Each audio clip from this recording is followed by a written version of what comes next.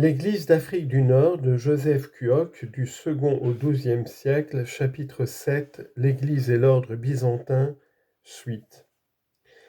Le Maroc.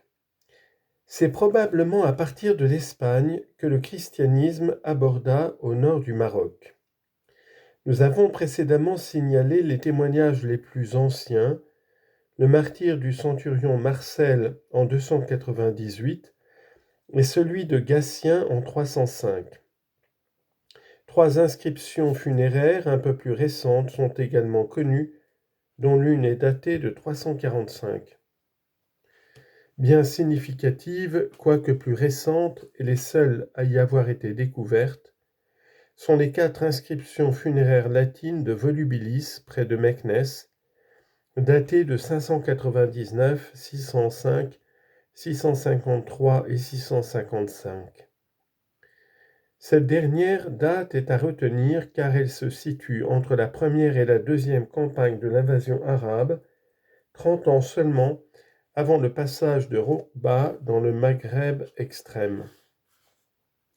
Ces inscriptions mentionnent la qualité des défunts, princeps, vis praefectus.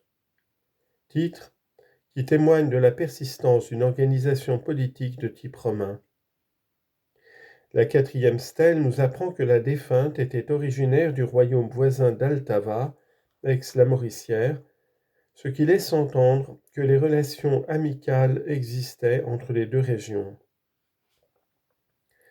La teneur de ces inscriptions mérite d'autant plus d'être remarquée que l'administration romaine et byzantine ne fonctionnait plus en cette partie du Maghreb depuis peut-être le IVe siècle. Le christianisme ne se confinait point d'ailleurs dans les villes les plus prestigieuses. Les actes des conciles espagnols signalent en effet que dans la Maurétanie tingitane on dénombrait 16 évêchés, correspondant pour la plupart aux principaux centres du Maroc romain. Les tribus berbères elles-mêmes étaient plus ou moins touchées par la religion chrétienne. Nous y reviendrons dans un chapitre ultérieur à propos de la fondation de Fès au IXe siècle. Il n'est donc pas surprenant d'apprendre qu'à Nifis, au sud-ouest de Marrakech, des Roums et des Berbères chrétiens s'unirent pour combattre Ourba, qui se serait avancé jusque-là.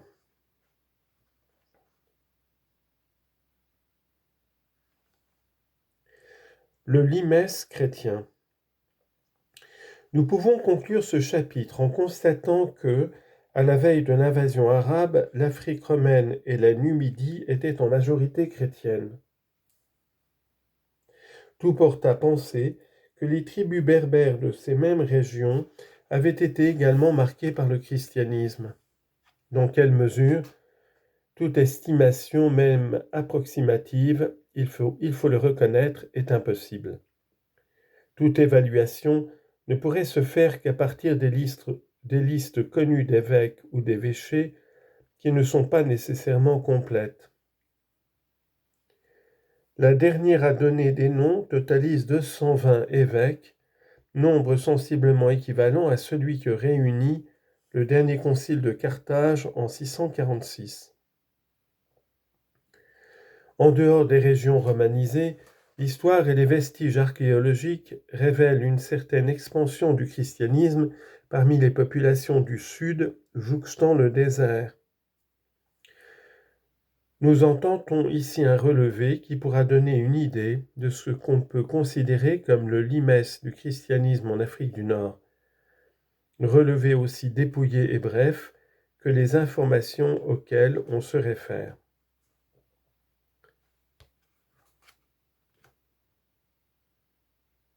Cyrénaïque. Procope signale que, en 548, des prêtres connaissant la langue du pays sont envoyés dans la petite Syrte. Il affirme aussi que l'oasis d'Awidjila s'est converti au christianisme au temps de Justinien.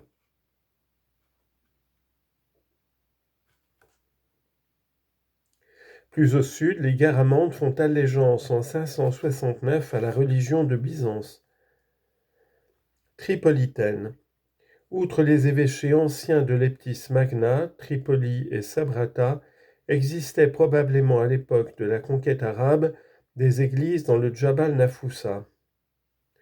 Les Goudé Bitani, tribu établie entre Tripoli et Sabrata, étaient chrétiennes depuis un siècle.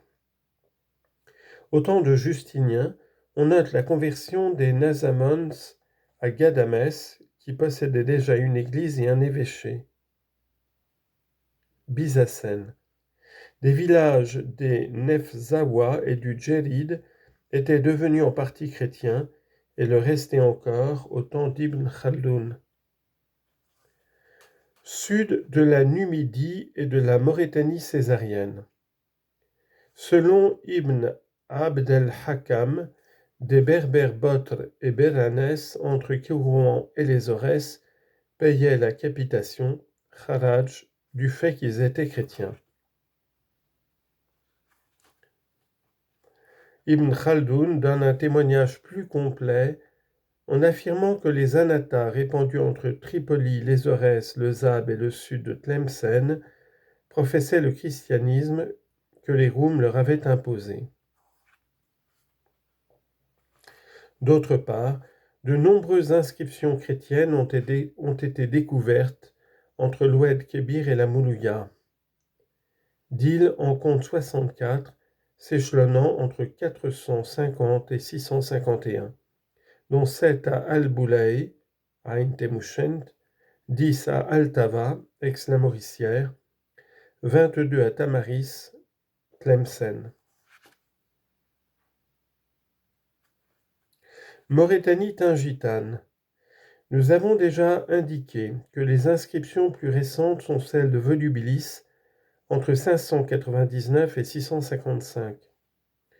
On rappellera ici les évêchés connus depuis longtemps, Tanger, Ceuta, Septem, et Larache, Lixus. Les auteurs arabes ont noté d'autre part que la tribu du comte Julien était comme lui chrétienne.